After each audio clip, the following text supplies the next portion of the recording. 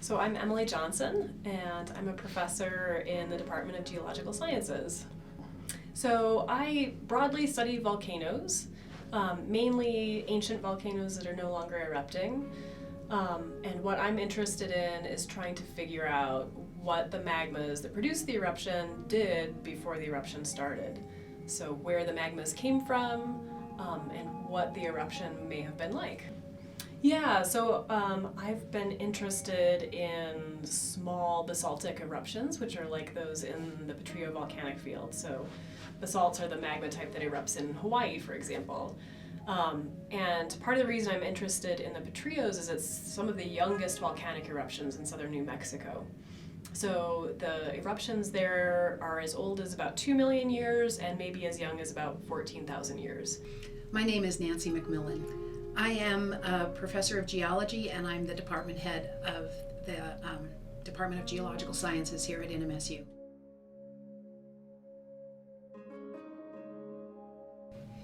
Well, before I was interested in LIBS, I was an igneous petrologist. I still am an igneous petrologist, but my main interest was igneous petrology, which is understanding igneous or volcanic rocks. And I had a grant from the National Science Foundation to analyze the geochemical composition of volcanic rocks in southern New Mexico. And the point was to understand how the Rio Grande Rift got started. And a big part of that story is the volcanic rocks in the Petrillo volcanic field.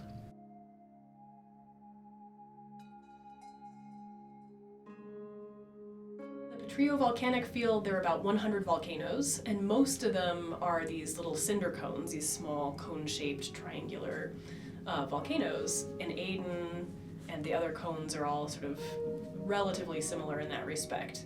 There are 5 of these Mar volcanoes, these explosive volcanoes like Kilburn, and Kilburn is the largest of those 5.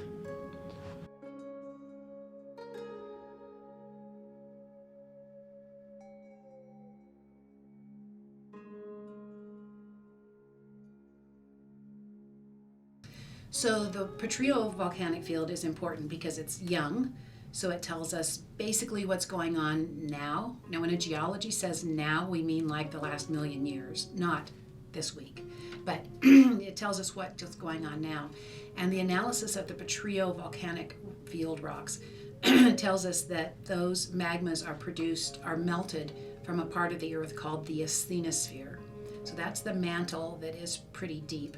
But the asthenosphere is kind of gushy, it's not really solid rock. And so what's happening is that North America is being pulled apart, and when it does, the asthenosphere can move up underneath. And when it moves up, it goes to lower pressure, and that causes it to melt.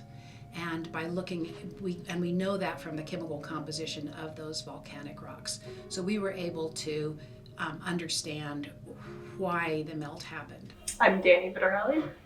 I'm a grad student at the New Mexico State Geological Sciences Department, and basically what I do is I'm studying a volcano southwest of town called Kilburn Hole, and just focusing on constraining the eruptive volume and explosion energies, so we can look at hazards more or less.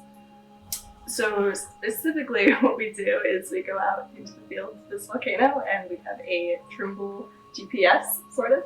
It's basically just a fancy surveyor's GPS, and we march around the crater of this volcano. We take some elevation measurements and we compare those to the lower elevation that's exposed within the crater of what we know used to be the surface before the eruption.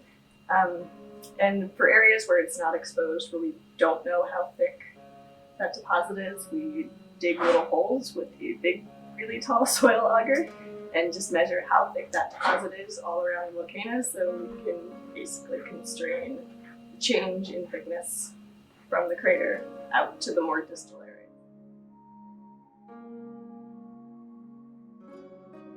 So I guess the other thing about volcanoes in New Mexico is there's a magma chamber underneath Socorro. So that's a zone of melt that's in the crust. And we can tell it's there using geophysical methods, and it hasn't erupted yet, but someday it might. Now, chances are it's not going to be a dangerous eruption like Pinatubo or Mount St. Helens. It'll probably be a basalt flow that comes up, finds a stream, and runs down the stream and makes a couple of really cool looking lava flows. But we can hope. we can hope that it's going to happen. Yeah, and Aden and Kilburn are kind of the two different end members. So Aden is more like Hawaii-style lava oozing across the surface. And the eruption of Aden, which was maybe 20,000 years ago, probably looked like Kilauea when it erupts today. Large channels of basaltic lava flowing across Earth's surface and gradually cooling. Kilburn, on the other hand, which we don't know exactly when it erupted, but it could be as young as 14,000 years ago, was a very explosive eruption. And so when that rising magma interacted with the groundwater, that flashes the groundwater's steam and causes this big eruption that's explosive. So instead of lava oozing across the surface, there were no lava flows at Kilburn. It was explosive and created lots of ash, and probably a column of ash that rose into the sky, and then ash clouds that traveled across Earth's surface. So a very different and more hazardous type of eruption.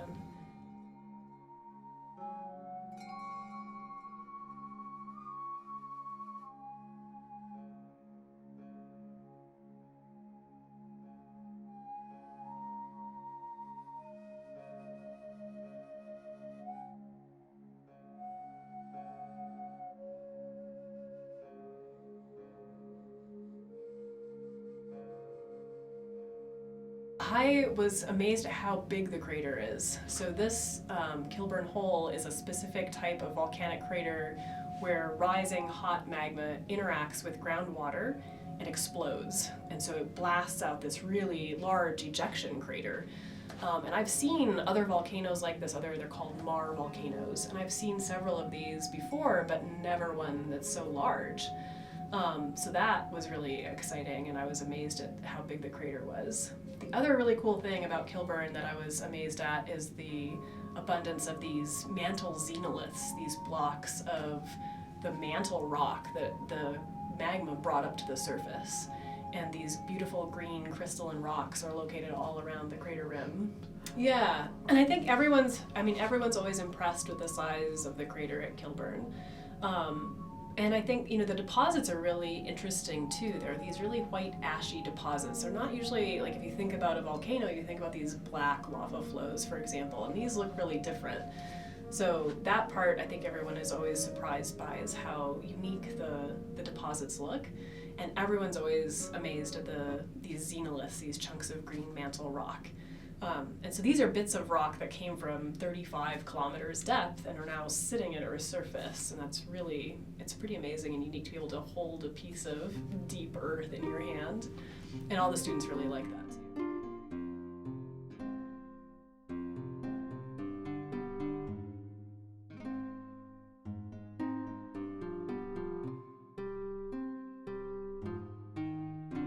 It's hot, really sandy, and I was like, this is a volcano. It doesn't look like a volcano when you get out there. It's a lot of just ashy, very thin deposits, so when you're looking at it, it's not what you think of a volcano. There's not really any lava associated with it. So when I first got there, I was like, I'm gonna work on this for 2 years. This is a hole in the ground. But after spending a lot of time with Kilburn, I've grown to love the volcano. It's a little different, it's a little funky, but it's definitely interesting, and we don't know that much about it, which is kind of cool.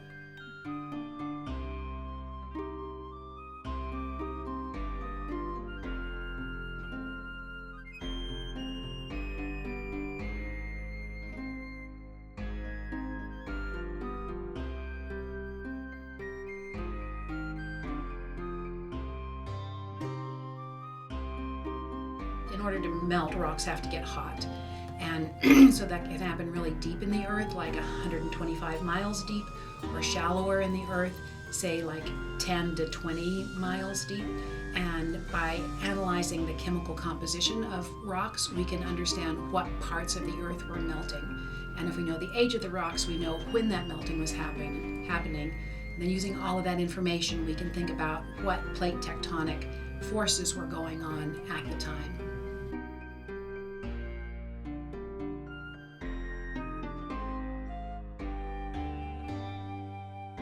Why Kilburn? Well, so it's a Mar volcano, which is just a fancy way of saying it's a small volume of magma that interacted with groundwater before it erupted. And so there pretty common in the geologic record, but people, it's not that they haven't studied them, they're just difficult to study because they're usually not preserved very well. So there's not a whole lot of information on specific processes that form these or how they change throughout their eruptive lifetime. And there's a couple different models of how they form, and nobody can really seem to agree on one. So there's a lot of research to be done on Mars volcanoes, and even though Kilburn's not actively erupting, what we learn from Kilburn can hopefully inform us about other Mars or other volcanic fields that could potentially have Mars, so that you could assess what kind of hazards are associated with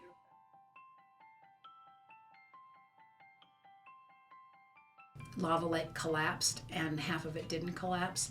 There is a fumarole on one side. A fumarole is a hole in the ground where the volcanic gases are escaping. But years and years ago, a giant sloth was discovered in there, a fossilized giant sloth, and so they were able to date it, and so that they knew that the volcano had to be older than the sloth. So for a long time, that's how we knew the age of Aden volcano. So when people first discovered the Rio Grande Rift, they thought, oh, North America is going to split, not quite in half, but it's going to split, and eventually there'll be a new ocean, eventually being 35 million years from now. There'll be a new ocean here where New Mexico used to be. It turns out that the Rio Grande Rift is not really going that strong. It's not what we call an active rift. It's not really being driven by forces from underneath. It's due to other plate motions, so it's a